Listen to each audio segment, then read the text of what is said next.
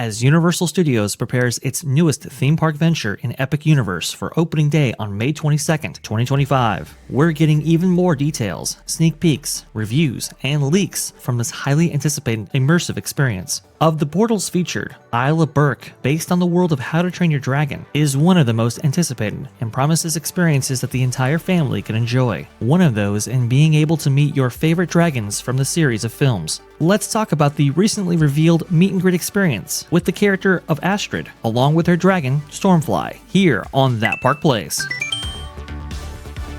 Hey Vash, there's something really, really cool at Islands of Adventure that they're now showing off. Let's bring it up on the screen. By the way, Epic Universe, I don't know if you guys know this, it's not going to be a perfect theme park. I don't think it's going to be perfect, but it is going to be a lot of fun, it looks like. So let's talk about this one here.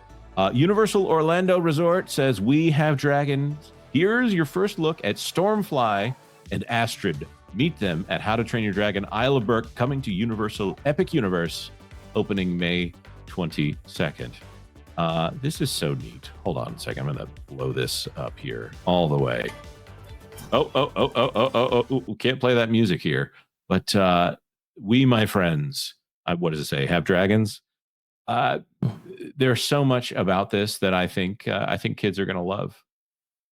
You gotta, you have this girl in costume, which I hear that this is actually modified from the stage show just a little bit, but it's perfect for a walk around character.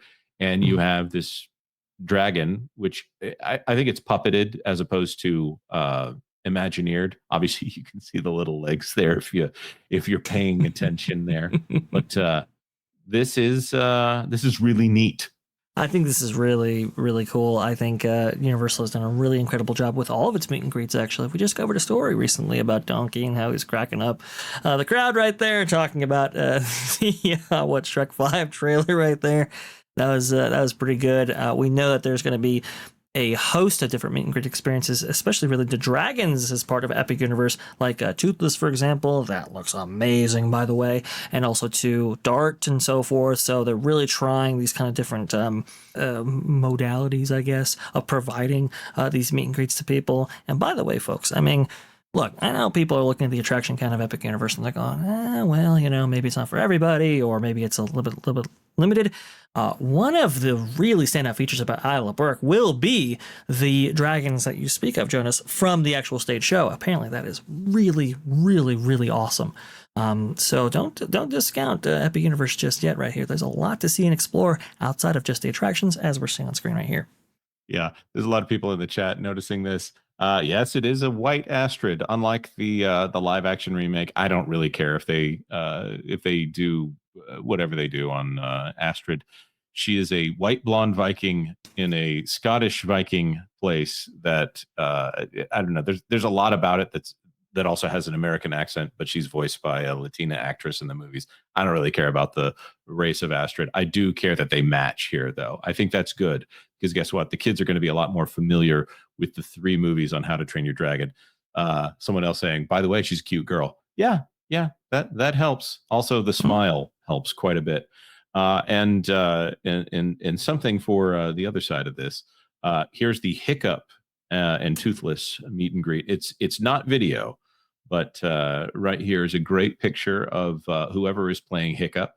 He's not as lanky as Hiccup in the movies, but as you can see down there, they are covering up for his missing appendage there. Mm-hmm. There's a disability comment in the How to Train Your Dragon movies that I actually really like the 2 of them, because a lot of people forget that Toothless is also disabled, which is why he's stuck in the hole, which is why they end up trusting each other, and they don't quite fit in. Of course, the Night Fury is rare, but the fact that they have to work together in order for the 2 of them to fly.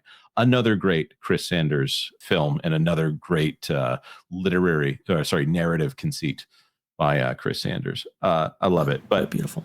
I think this stuff is going to be really cool. I'm seeing some of the pictures here. Oh, this guy's putting his hand out like he's going to touch Toothless's muzzle there, or nose. I don't know. What is that? The muzzle? I mean, I I suppose. But you obviously have that iconic shot in the movie, which actually they redid. We know that for a fact because of the trailer for the live action version, where Hiccup, it's that moment of trust, right, when he reaches out and tries to nuzzle, I guess, Toothless's snout right there, and you're thinking, hey, this could go south pretty fast, and yet there's that kind of trust right there. So I'm sure a lot of people are going to be looking to want to recreate that moment. So this is going to be some really, really cool stuff. And again, this is just one of many kind of meet and greet experiences, things that you can see. That dart looks epically cute. Yeah, I just think they've got so many little treats for kids here. I'm hearing that the Isle of Berkland is maybe the dark horse out there at Epic Universe. Of course, you have your Harry Potter land, and it sounds like it's going to be the best. Their Dark Universe is something that theme park design people are looking at that and saying it's going to be amazing. It's funny that we're like, well, Super Nintendo World is just the repeat of this other thing. It's not quite the repeat of this other thing. Still think it's going to be amazing. Celestial Park is something new, but it's also kind of a retail district in there, also with fireworks viewing district. But Isle of Berk, despite being a film series that, I mean, it's a successful film series, it's not the first on your list of things that it would be obvious to make a theme park land about. And this is just amazing. It looks a lot like one of those Boston Dynamics. I don't even want to say it out loud because I don't want to ruin it for anybody, but it looks like they really know what they're doing with these, and also they're adorable. It looks so good. We've seen more footage of this come out since this one debuted on Twitter right there. Sorry, I don't have that immediately available. No, but I just love the interaction. I love the eyes, how they pop out. They just imbue so much life into what is otherwise a stationary figure, right? And the animation is absolutely great. I've heard some really great reviews from people actually looking at this in person. So this is just amazing. It's all about utilizing this IP to the fullest extent possible, right?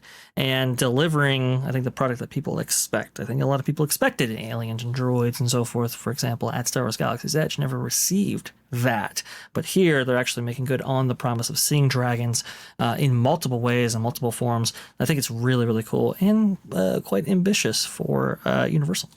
Yep. Agreed. I have a lot of hope for How to Train Your Dragon. And I'm hearing that there's some kind of shoulder dragon thing that they're going to be doing.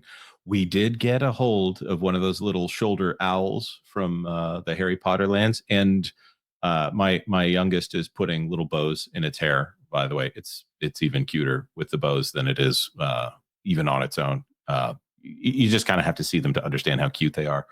But one more time here, I want to put this up on screen. And this is not a romance thing here, but there's just something about a smiling young actress also in this wonderful setting where you're showing this amazing puppet. And hey, the guy over on the right that shows up there, I'm glad he's having a good time. It's just great marketing on behalf of Universal here. Whereas I keep waiting for Disney to put another mask photo of an Imagineer up so they can show some sketches.